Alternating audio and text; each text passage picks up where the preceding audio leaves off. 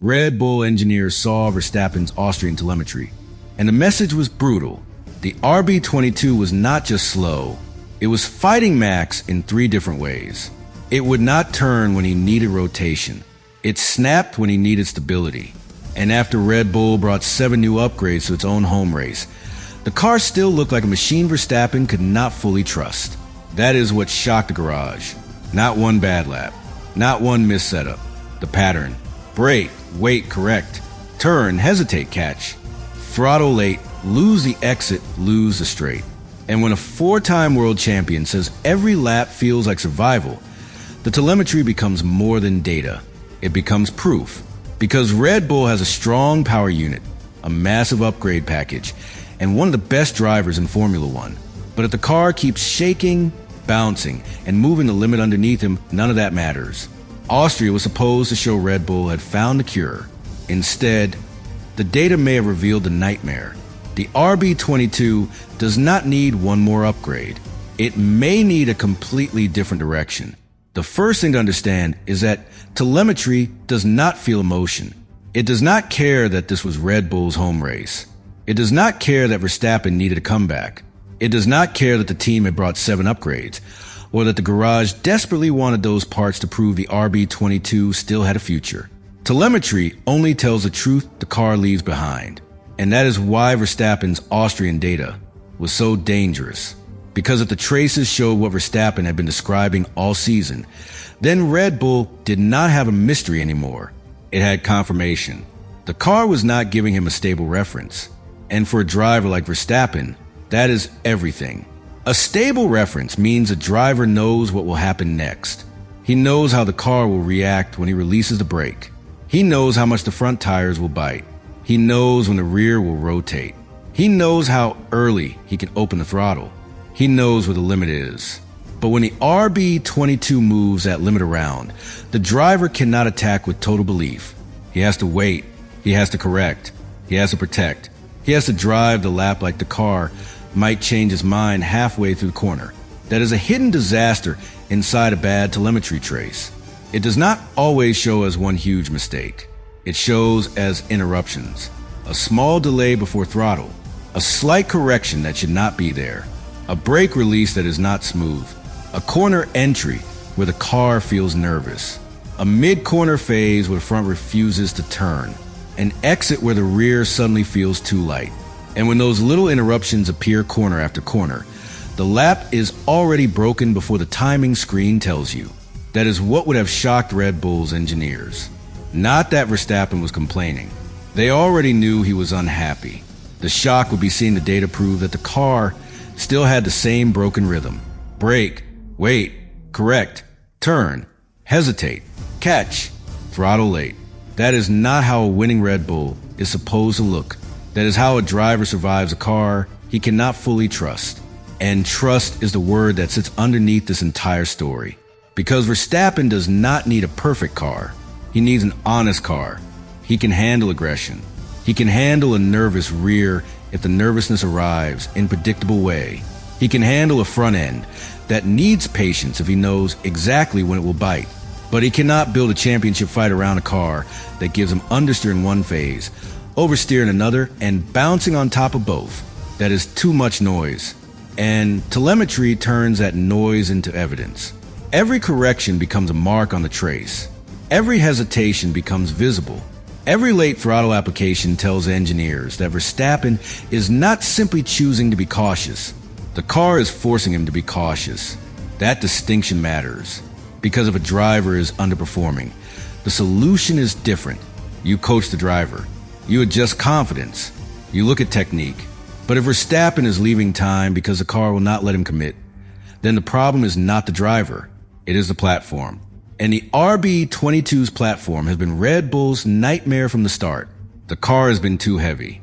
It has been too narrow in its setup window. It has struggled to connect the aerodynamic load with the mechanical behavior of the suspension. In simple terms, the air and the car's movement have not been working together cleanly enough. That is what makes the telemetry so important. A Formula One car can generate grip in a wind tunnel. It can look promising in simulation. It can show theoretical downforce. But if the car moves in a way that makes that downforce unstable, the driver does not feel a clean advantage. He feels uncertainty, and uncertainty destroys lap time. Imagine trying to run across a bridge that flexes differently with every step. You might still be fast, you might still be brave, but you will not sprint with full confidence because your body is waiting for the next unexpected movement. That is what the RB22 seems to have been doing to Verstappen. It was not just lacking grip, it was making the grip hard to trust. And that is why Austria became such a brutal test. The Red Bull ring is short, sharp, and exposed. There are hard braking zones where the car must stay calm. There are traction zones where the rear tires must accept power cleanly. There are elevation changes that load and unload the car. There are curbs that can disturb the platform. And because the lap is so short, a few small delays become a big gap very quickly. Austria does not give a confused car time to hide. If the car shakes, it shows. If it bounces, it shows. If the driver waits for throttle, it shows. If the rear moves at the wrong moment, it shows. So when Red Bull brought 7 upgrades to that circuit, the telemetry was always going to be ruthless. A revised floor might promise more load, but would it stay stable over the lap? A new side pod inlet might improve cooling, but would it change the airflow feeding the rear? A new engine cover might help reliability, but would it disturb the aerodynamic map? Reprofiled rear suspension fairings might clean the flow, but would the driver feel the rear more consistently? Reworked rear wing pylon profiles might help stability, but would that stability appear in the corners Verstappen actually needed? A new exhaust tailpipe detail might add local load, but would it connect with the rest of the car? Weight saving might help lap time, but would it make the platform easier to trust? Those are the questions Red Bull needed the data to answer. And if the telemetry showed the same hesitations, the same corrections, the same unstable rhythm, then the answer was painful. The parts may have changed. The car's personality had not. That is the difference between an upgrade and a cure. An upgrade can add potential. A cure removes the problem. Red Bull needed a cure because Verstappen had already said changing a lot on the car made zero difference earlier in the season. That sentence should terrify any engineering department. When setup changes make a clear difference, even a negative one, at least the team has direction. They know the car is responding. They know the tools still work. But when the driver says changes make zero difference, it suggests the team is pushing on levers that are not connected to the real problem. That is the worst feeling in development. You are working hard. You are changing parts. You are collecting data. But the driver keeps reporting the same core weakness. That is how confidence drains from a garage. Not all at once. Run by run. Debrief by debrief. Weekend by weekend. And Austria was supposed to stop that. This was the biggest push of the season. 7 parts. Home race. A chance to show direction. A chance to tell Verstappen, we have finally understood what this car needs. But telemetry can destroy hope quickly. If the brake tray showed Verstappen unable to release cleanly into the corner, that would suggest the car was not rotating naturally. If the steering tray showed corrections through the middle, that would suggest he was catching instability instead of guiding the car. If the throttle tray showed delays on exit, that would suggest the rear still was not giving him confidence. If speed through key corners was inconsistent, that would suggest the setup window remained too narrow. Again, the exact private traces are not in the source, but the meaning of the telemetry story is clear. Red Bull's fear was never simply, are we fast enough? It was, can Max use what the car has? Because usable performance is everything. A car can carry a strong power unit and still fail if the driver cannot get to the throttle early.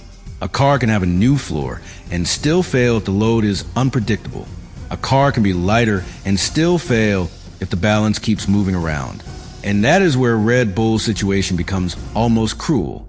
The power unit does not appear to be the main weakness. The Red Bull powertrain's forward unit is described as a rare bright spot, strong enough that Red Bull may not qualify for extra engine development help. That should have been a relief. Instead, it sharpens a pain, because it means Red Bull may have built competitive heart, then surrounded it with chassis that cannot exploit it. Power is only useful when the car lets the driver use it. If Verstappen has to wait on throttle because the rear is unstable, The power unit is not the limiting factor. If he loses confidence before the straight, the engine cannot recover all the time lost in the corner. If the car bounces and shakes through the phase where he should be preparing the exit, every horsepower arrives too late. That is what telemetry can reveal with brutal clarity. It can show that the engine is ready before the chassis is. It can show that Verstappen's right foot is not the problem. The car beneath that right foot is. And for Red Bull, that is a deeper crisis. Because engine performance can be measured in one way. Chassis confidence is harder. It lives in a relationship between aero, suspension, tires, weight, and driver. And right now, that relationship has been broken.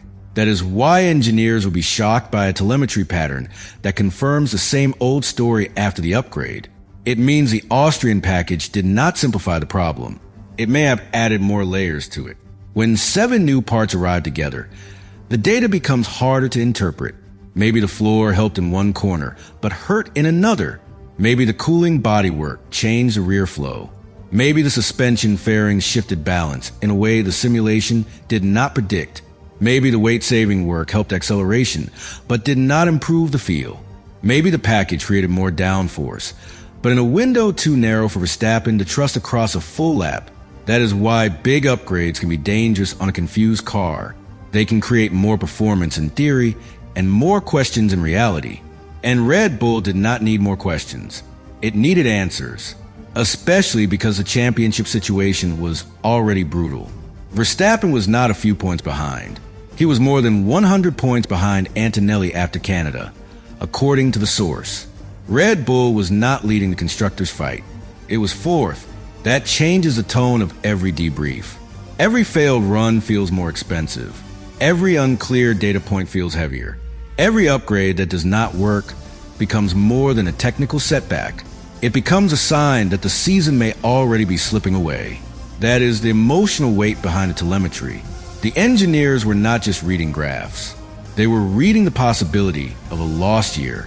A year where Red Bull's bold move with Ford may have produced a good power unit, but the car around it failed to deliver. A year where Verstappen's talent could not hide a broken platform. A year where Mercedes, Ferrari, and McLaren moved ahead, while Red Bull kept searching for the basic feeling of control. That is why the word shock belongs here. Because the most shocking thing for a top team is not being slow once. It is discovering that its biggest response does not remove the core weakness. Red Bull brought the package that was supposed to calm the RB22. But if Verstappen's telemetry still showed hesitation, correction, and delayed commitment, then the engineers saw the truth.